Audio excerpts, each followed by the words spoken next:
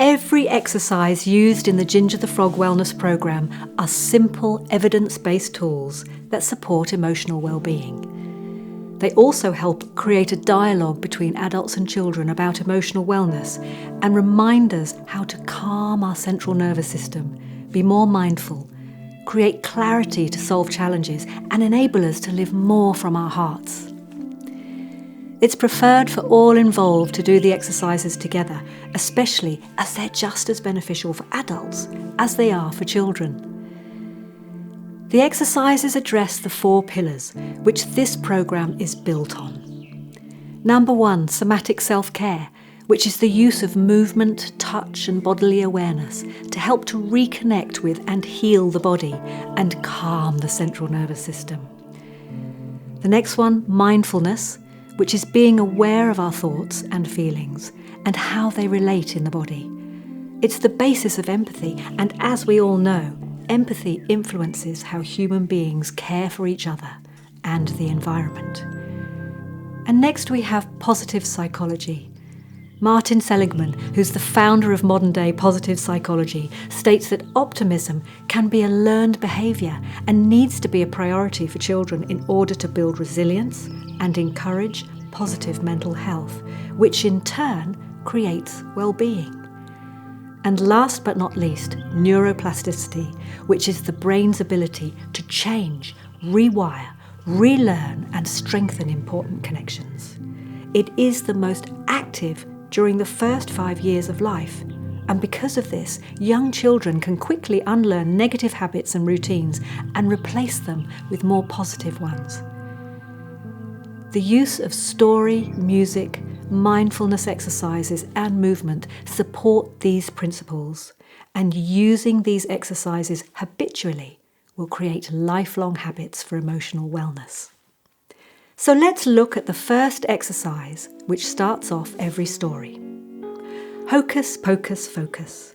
This is a lovely exercise that prepares our children to pay attention and focus. I found that both children and adults love to look through the imaginary TV screen and then super slowly and mindfully rub their hands together, getting faster and faster before placing their palms over their eyes and gently allowing their hands to glide down over their face and coming to rest on their laps. The action of their hands has a calming effect and encourages them to be still and feel at peace, the optimum state for learning. Number 2 is how do I feel? Each episode in the 9 stories has a check-in, an opportunity to go within, noticing how we feel without judgment. Not always an easy thing to do. We're hardwired to judge and react unconsciously from our past. When we're triggered, practicing a check-in can change our emotional and physical state from being lost in the chaos to being able to observe the emotion. We learn to watch our human experience with kindness and curiosity, quietening the inner chatter, and we then have a better chance of moving through the emotion rather than storing the stress in the mind and body. A show of thumbs up or down or sideways takes the pressure away from articulating the emotion so that it comes from feelings, not thoughts. Adults can be very good at unconsciously loading negative emotions such as shame and guilt onto young children, which can lead to a feeling of hopelessness and helplessness. It may create a quiet child, but this is a false sense of security. An anxious child has a very loud mind with no room to learn and embrace life. Accumulated negative energy leads to anxiety, dysfunctional behaviour and disease in the body. We tend to ignore our issues and keep soldiering on until we fall in a heap and seek to be fixed. But being mindful and noticing when we're open or closed, stressed or happy or somewhere in between, and knowing what to do is the key to change. I'm not saying it's easy to suddenly start doing things in a different way. Old habits can be hard to change, so if we fall off the wagon, we can just get back on and have another go. Teaching children to check in with their emotions without judging themselves harshly just observing, understanding how they feel, and knowing how to change the way they feel physically and mentally is priceless. The next exercise is breathe. Deep, conscious belly breathing is a natural process, but needs practice to maintain, and yet is the single most important thing we need to teach and make a familiar practice for dealing with stress, energizing the body, relaxing the body and mind, and regulating the central nervous system. When we're stressed or fearful, we tend to shallow breathe. When we breathe deeply and use our bellies properly, we can physically help calm and ground an hysterical child, bringing them back into balance, and ourselves. I witnessed a 3-year-old boy putting his hand on his baby sister's stomach and consciously breathing after seeing one of the stories, and the baby stopped crying. Children understand these concepts so easily. Stress puts the autonomic nervous system into the sympathetic flight, fright, flee or freeze mode, and deep belly breathing with a longer out-breath relaxes the vagus nerve, bringing the autonomic nervous system back to the parasympathetic rest and digest mode. There's a song called Just Breathe on the album, and it showcases different breathing techniques. Breathing to relax, in for 4, hold for 4, and out for 8. The longer out breath. Breathing to let go of anger, called the breath of fire. Ha!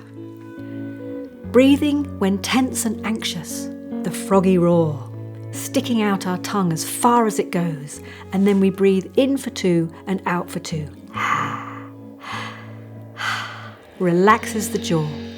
In episode 5, called Feel, Blow and Let It Go, Ginger blows up an imaginary balloon using a much longer out-breath, which is very calming and a great energy release for an angry child. Number 4 is tense and relax.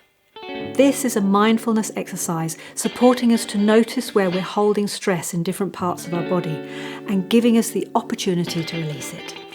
Animals do this naturally and move on with their lives, but we tend to judge, analyse and store stressful events. The inability to let things go is exhausting, but tensing and then letting go connects us with our body, and we notice when a part of our body doesn't feel right. It quietens the chattering mind, helping us feel calm and relaxed. Number 5 is shake it. Shaking is a great way to release stored stress and is fun for children to do to music. There's a lot of evidence out there to support the benefits for disease and PTSD. After knowing someone who healed a tumour in their stomach using a 45-minute daily shaking technique, I decided to study the benefits of shaking. We're all aware that vigorous movement is beneficial for children to help them loosen their bodies and release excess energy so they can settle. It's also an interesting mindfulness practice to go inward afterwards and notice the inner workings of the body after vigorous exercise. Number 6 is ground. When Ginger grounds herself, she imagines tree roots extending from her feet into the ground. Psychologically, when there are people around us that are knocking us off balance, grounding and deep belly breathing help us feel solid and able to hold strong. She focuses deep down into the earth and breathes in the energy up from the earth, up through her body. And as she breathes out, she imagines all this beautiful energy cascading around her. This might sound a bit hairy-fairy, so it's worth explaining the science behind it.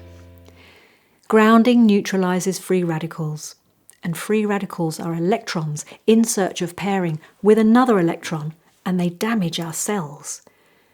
They're generated through inflammation, infection, cell damage, trauma, stress, and our toxic environments. They force our immune system to respond to these threats, and an active immune system produces more free radicals, and soon our body is attempting to put out fires, but it has insufficient resources to do so.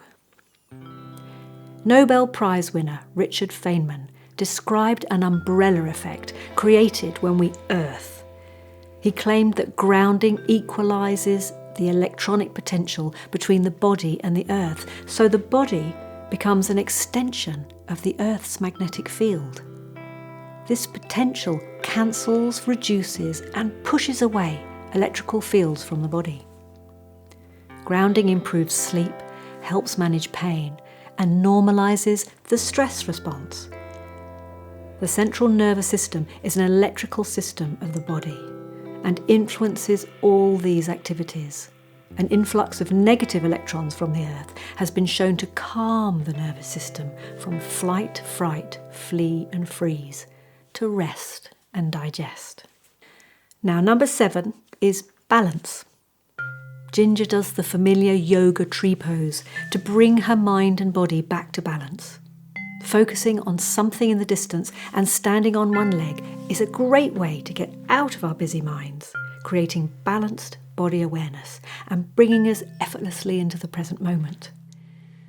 The present moment is the most powerful place to be, but our minds constantly tell us to judge the present from our past experiences and worry about the future.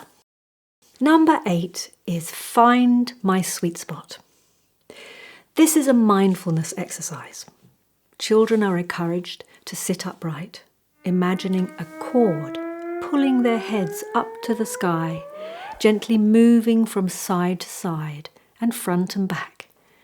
They focus within and on balancing the bones of their spines, one on top of the other, so that all their muscles can get a chance to relax. The skeletal system holds them upright.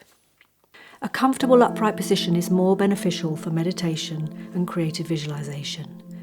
The body's energy is then free to flow up and down the spine. Number 9 is creative visualization. In every story, there's a different mind exercise. These exercises are carefully crafted to deal with different issues and challenges that children have and are no more than 3 minutes long. First, they encourage the body to relax, then the mind, then go inward and program the subconscious with positive statements so children can create healthier neural pathways in the mind, which is the basis of neuroplasticity. The stories use an appropriate visualization for each week's themes. The benefits of mindfulness, meditation and creative visualization are huge and well documented. Establishing inward practices help us understand that we're not our mind, and our mind is something to use and not to rule our lives. This is the basis of conscious living. The Dalai Lama says if all children from the age of 8 learned to meditate, we would have world peace in 1 generation. I believe we can get them prepared at an early age with the 4 pillars. My research shows that a sense of calm is easily achieved by young children when mindfulness is embedded in stories, accompanied by physical exercise to help them initially relax. Inner stillness allows our heart, mind and emotions to experience time out from competing with each other, feeling inferior, holding on to past trauma and fear of the future, so they can enjoy some casual peace together. It's worth mentioning again, we live in our minds, and being conscious of where we live and spend most of our time and observing, not judging, plus habitually using practices that remind us of this, plus exercises that bring us back into balance, are crucial for healthy minds and bodies. 35 years of my own practice and taking full responsibility for everything I create and feel and project onto the world is the driving force of Ginger the Frog. Fostering these techniques in early childhood, I believe, will create a generation of responsible, powerful individuals full of creativity, empathy, and an ability to collaborate peacefully. This, I think you'll agree, is needed more than ever in our current world climate.